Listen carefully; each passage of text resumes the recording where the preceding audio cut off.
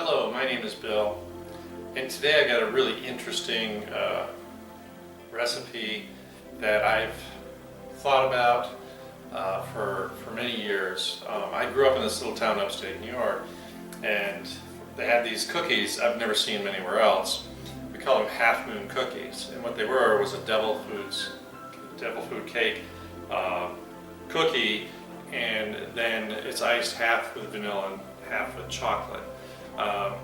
A lot of what I see is like a white cookie that has the icing done that way, but they tend to be more like a sugar cookie, and I really want the cakeness of the cookie. And they're pretty big suckers. They're going to be like 3 or 4 inches. I think they probably cost 15 cents when I was a kid. This baker's, it was great, and they were catty corner to where I also worked at a drugstore in Corning, and it was great. I'd love to go over there, and a little pocket change, you'd get a cookie.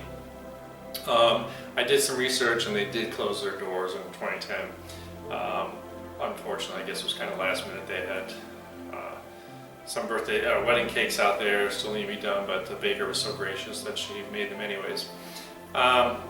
Anyway, so it turns out that after I started researching this, they actually were replicating the recipe from a little bakery that actually was a few towns away in Utica, and that bakery was making them, and now they don't have a storefront, but they still will ship them.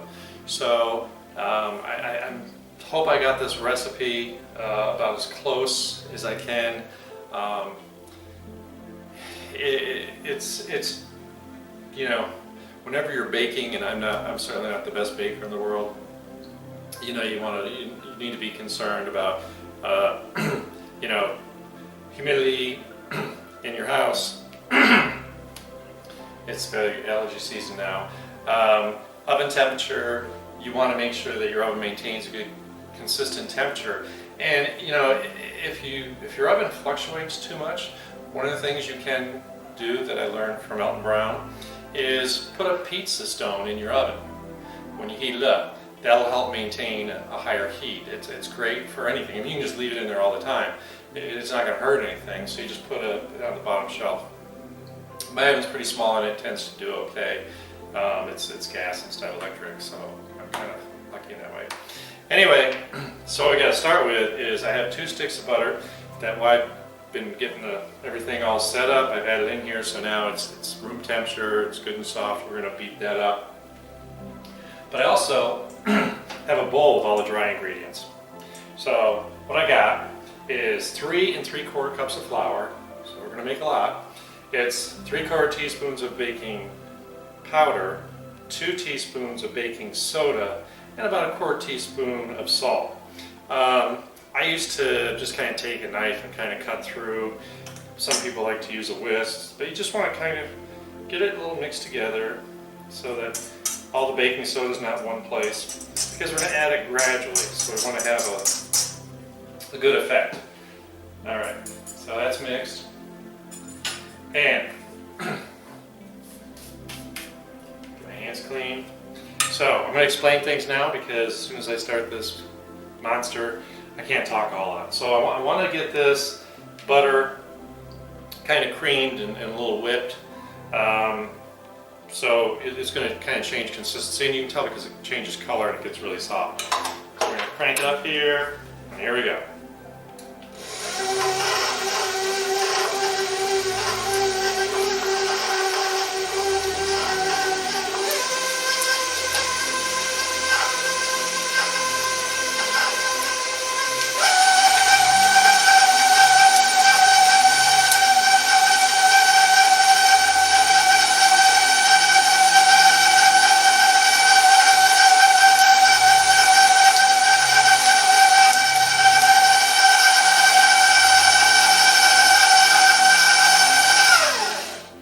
I used to cut some of this out, but people didn't understand. I'd speed up or I would edit out some of it. But you got to know in real time. You don't have to have a mixer this heavy duty. A good hand mixer will do it. Just really really be conscious that you want to get a good fluff on this. So, once again, I'm not sure my mixing bowl is big enough. So now I have my 2 1/4 cups of sugar that I want to pour in here. And if you had to do this with a hand mixer, I'd probably recommend doing half at a time or a third at a time. I'm going to do about half at a time. And I just want to get this started to mix. I don't want the dry ingredients to be flying all around outside the bowl.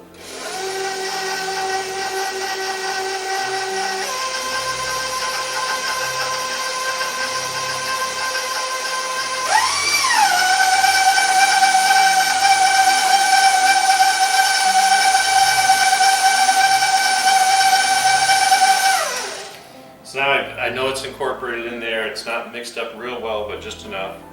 And we're going to get the rest of the sugar in here. And this is where we're going to spend a little time letting this thing mix around.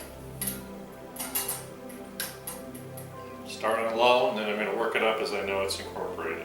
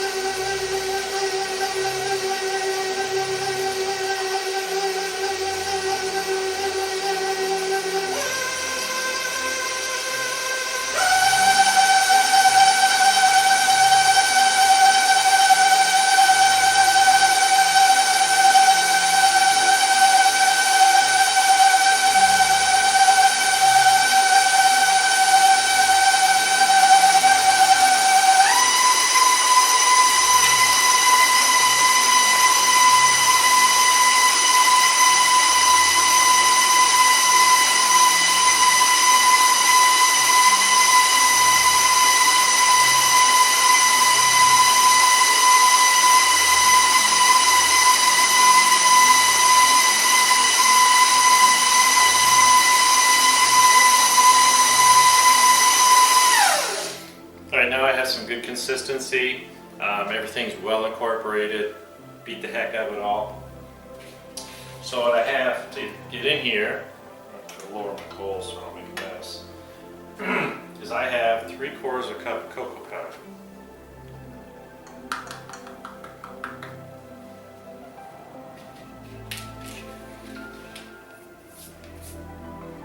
I have to hold my breath because it's going to make a little puff of powder from it. I used to have a nice pouring shield and I have no idea where it is, so I just have to cover my hands. In a restaurant, a lot of times you just wrap a towel around when you're beating something so you don't get a face full of food.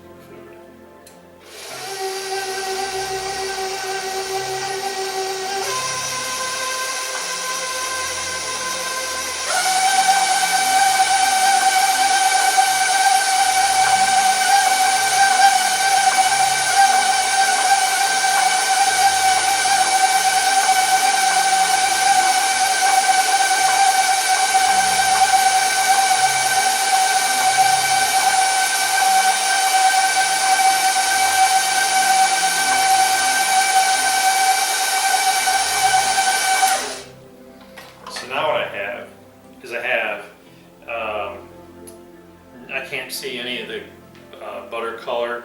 It is all dark from the cocoa. Devil food dark is what it is.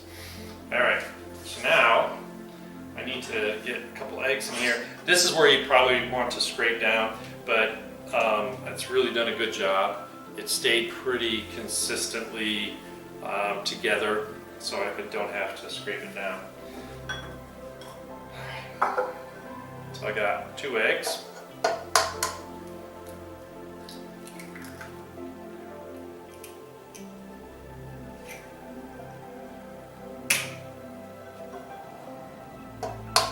Shouldn't crack on a sharp edge like I just did, but just always crack the eggs on flat so you don't get pieces of the shell in there, in case you didn't know that.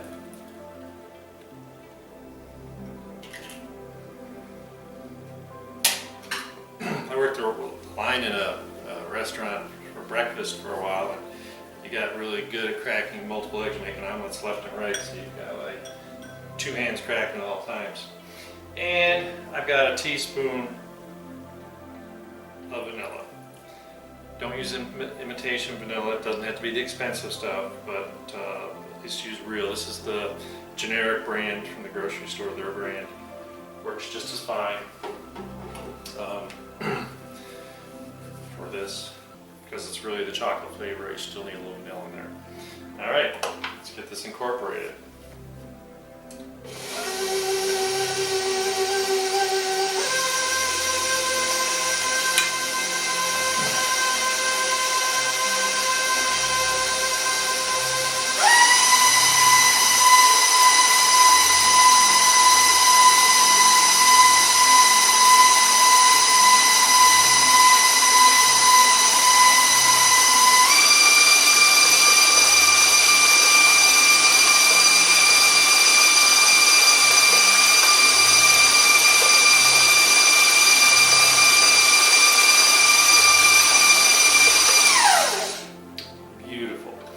It almost looks like an icing. I don't know if you can see it all, but at this stage, so we've got egg and sugar and butter with a little vanilla, and it almost has the consistency, because we're gosh darn beating the heck out of it, so we're getting everything really well incorporated. We don't want the grittiness of the sugar. So now's the fun part.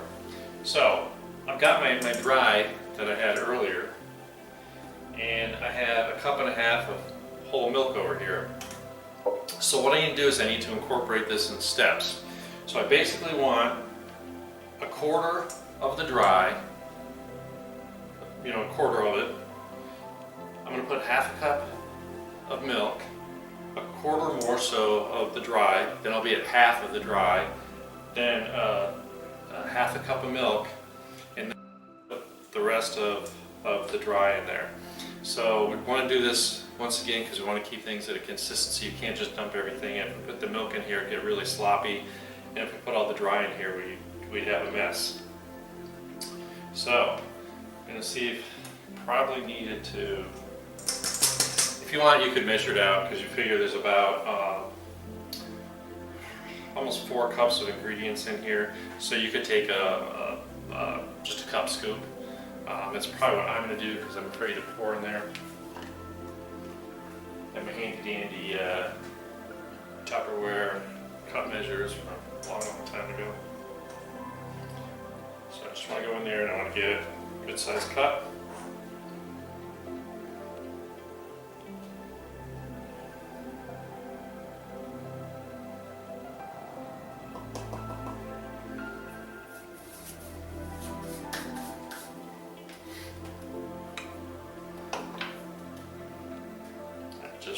Just to get it incorporated at this point.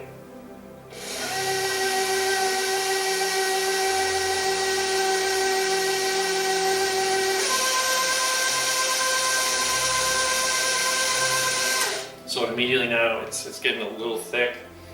So I need to put that half a cup of milk, and that's about a half cup of milk. Yeah, pretty close. Mix it a little bit more.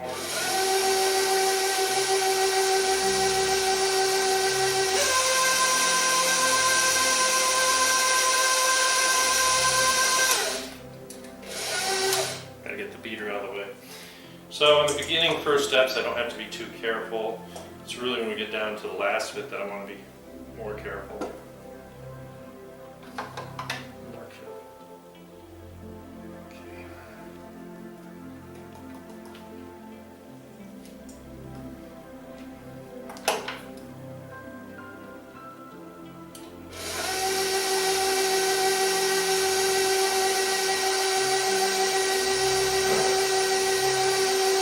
Now we're definitely getting a difference in consistency, so I can certainly pour a little milk in here. I'm going to do another half cup, remember.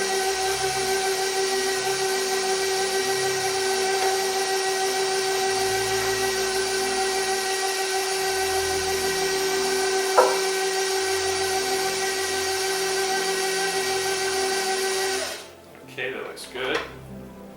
Except for my heater's in the wrong place.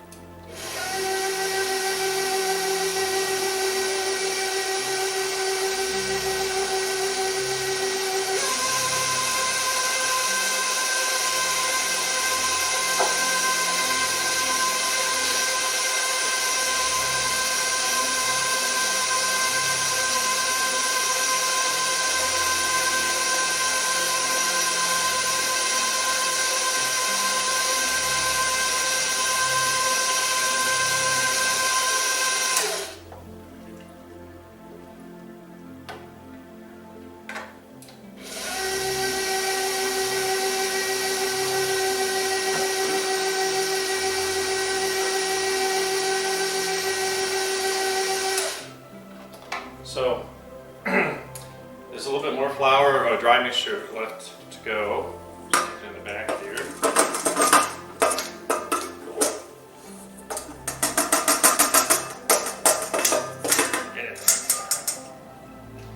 So now we're going to see really quickly this is really the consistency of cake a mixture. If you've ever bought one of those packages of cake mix, we're really right there. Okay, let's see if we can do this.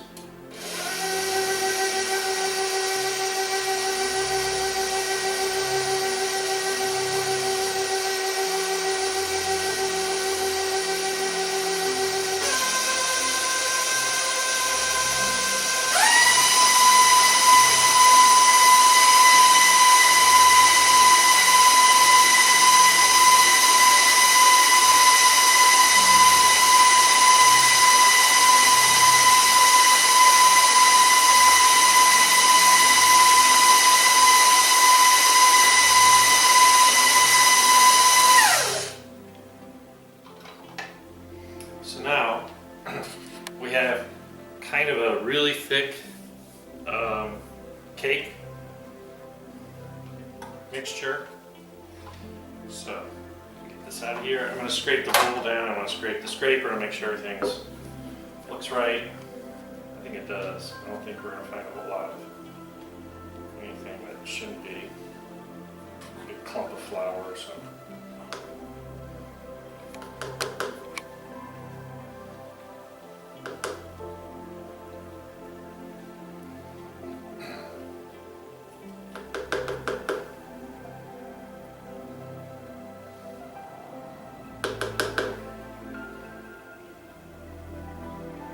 Like I said, I'm not a baker, by any means or the best baker, so this is a real reach for me, but it's fun.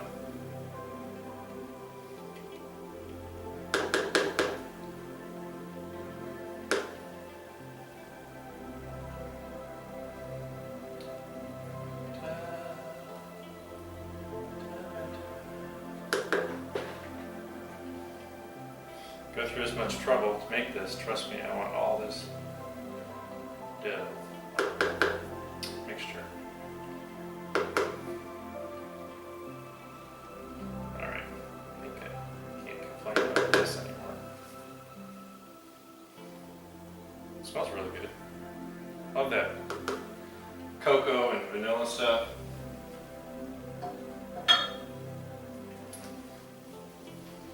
Just do the around the outside. Oh wait, that's two trailer park girls. Around the outside. Alright, yeah, this is beautiful. Everything's really well incorporated. Nothing stuck. Color's consistent.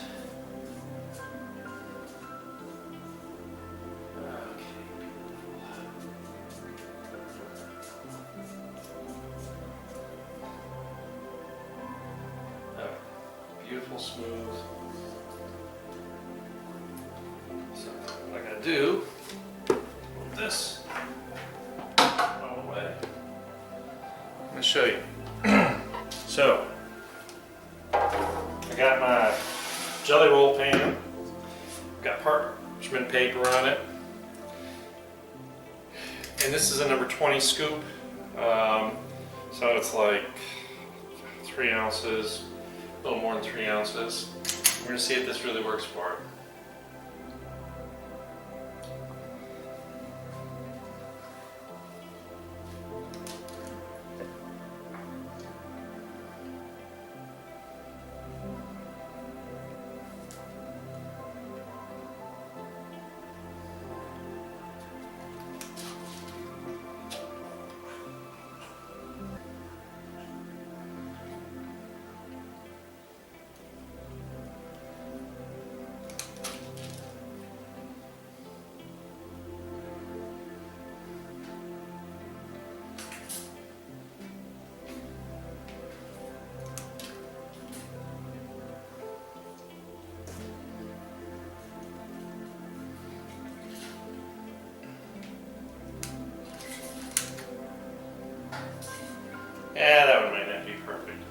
So the instructions I've read say that you can form these to get a perfect shape with a spatula or an offset spatula. I like the consistency. I think it's going to be fine. The one in the middle isn't going to be real round, but I think that'll be okay. So basically, I'm going to get these in the oven, and we're going to bake them for 12 minutes, and we'll see what they look like when they come out. Remember, you have to let them cool for about 2 minutes, but our goal is we want to get a little brown edge around it because we want it to be able to hold together, otherwise it's going to be crumbly, and you don't want like raw dough in the middle. You want to make sure we cook it through. I think these are going to be really good size, and after looking at the first batch, I'll know there's probably enough to do about 3 batches in here. All right, so I'm going to put this in. See you back in a few minutes. All right, I got the last batch in the oven, just so you can see. They're beautiful, beautiful. I'm letting these cool right now. So they're ready to ice. Got cookies everywhere. I do want to make a correction. I was thinking of the mini cookies when I gave the time.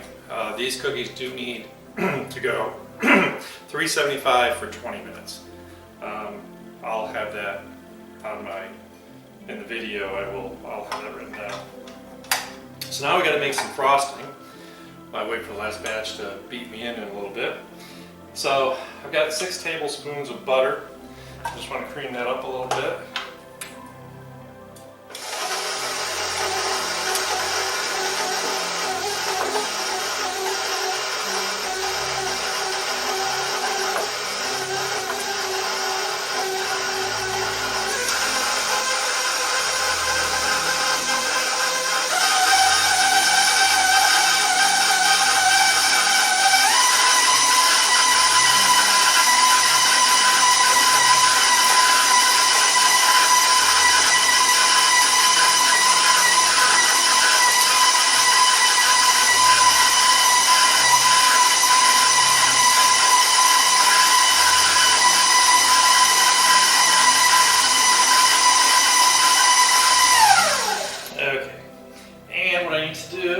I have to lower this, 2 1/3 cups of powdered sugar. I'm going to incorporate this probably half at a time.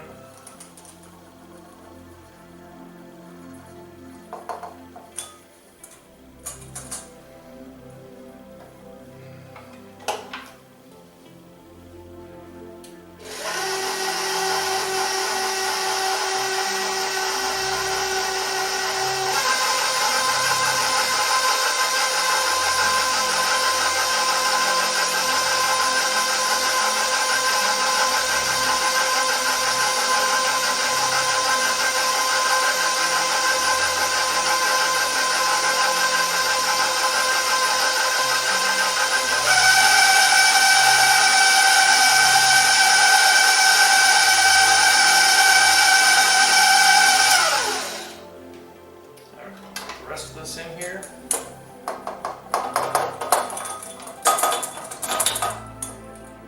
I hate working with powdered sugar, by the way. It sticks to everything.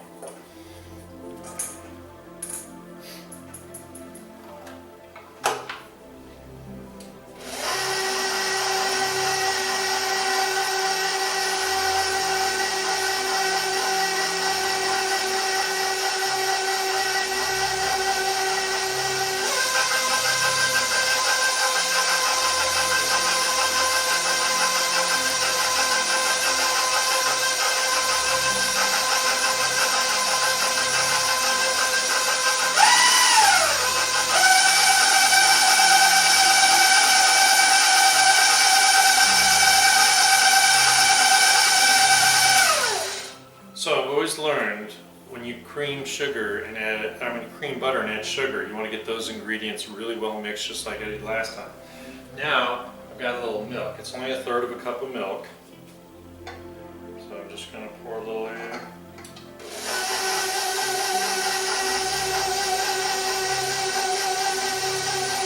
And the only reason I turn turn off the mixer is because I don't want to pour it on the computer bar.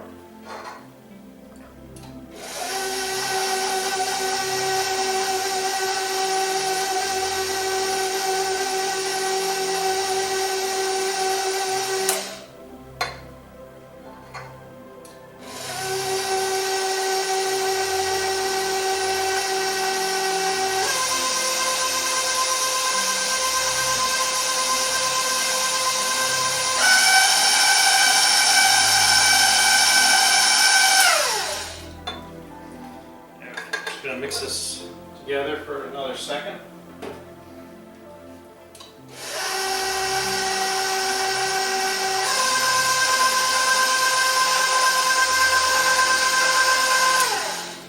So with powdered sugar, I really need to scrape the sides down with the bowl.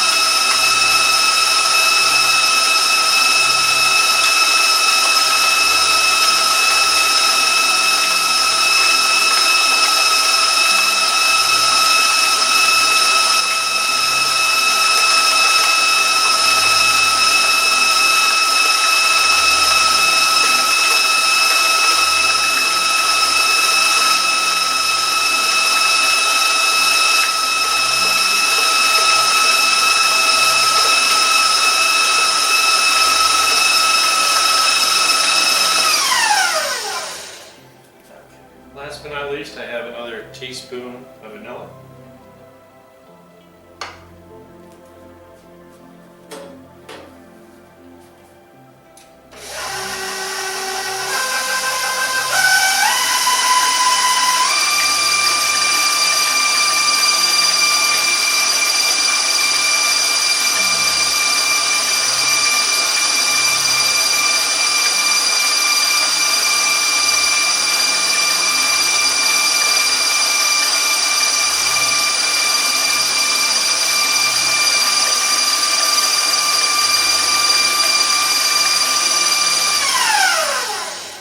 Okay, I got everything well incorporated.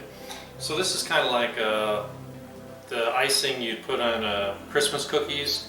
So it's going to be good consistency, a little thin, but then it sets. So you want to kind of time this so your cookies are ready to be iced. Make sure you get all confection sugar at the bottom. Okay, perfect. And I need, because these are made with both chocolate and vanilla, I'm going to take and I'm going to split the icing into two bowls.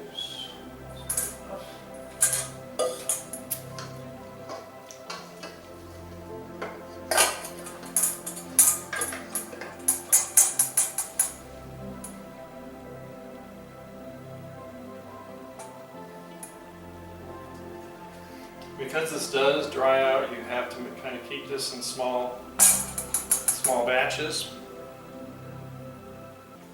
and you can always make more. It's a really simple mixture. Okay,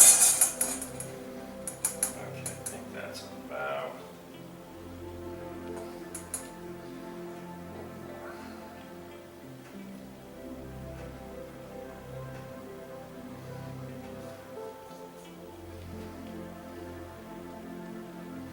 Okay, so I'm going to set this over here. Now we're going to make the dark side, chocolate.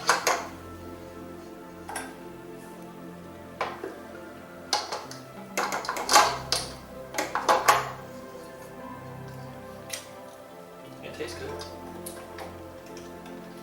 Alright, so to do that, I have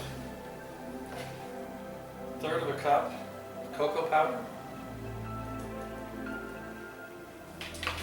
And I have 2 tablespoons of milk. Now I want to mix in the cocoa powder a little bit before I get that milk going.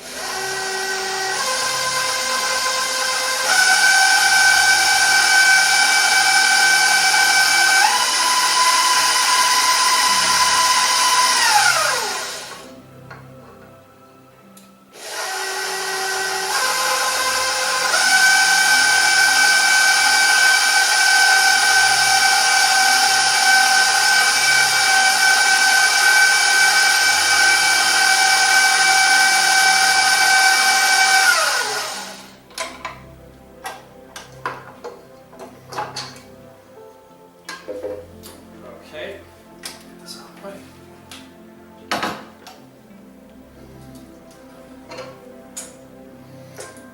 Contaminate.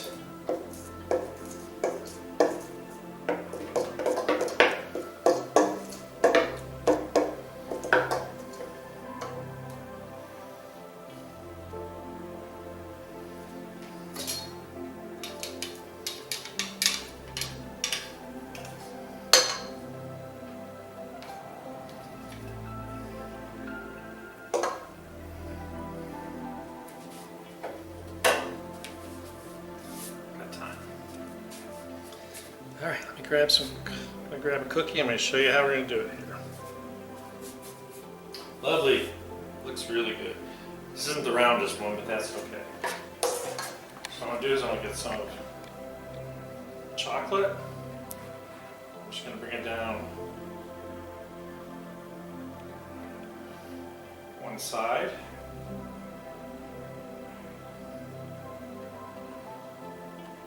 Normally what I would do is I would do the half of chocolate on all of them so it kind of sets. And then I'm going to take my vanilla.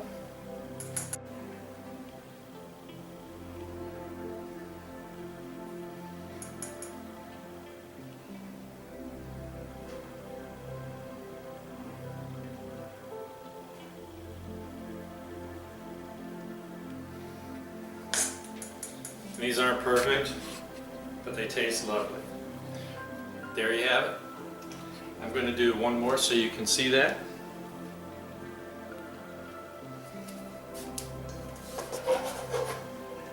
Take chocolate.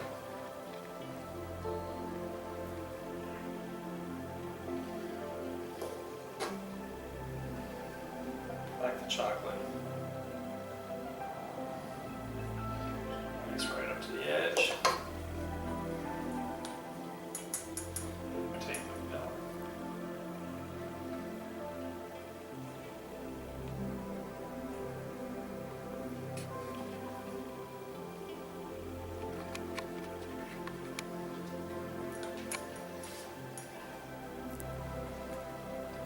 Don't those look great?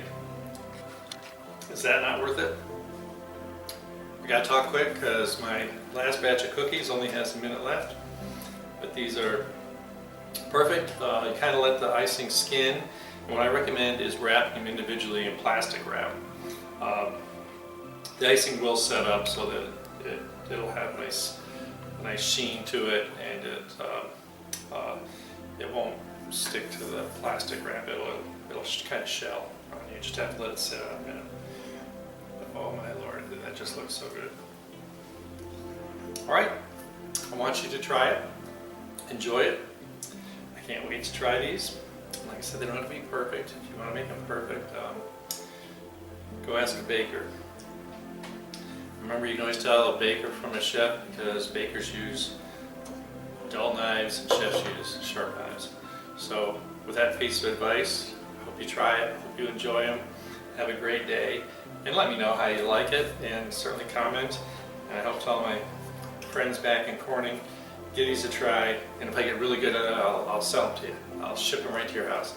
Have a great day. Bye-bye.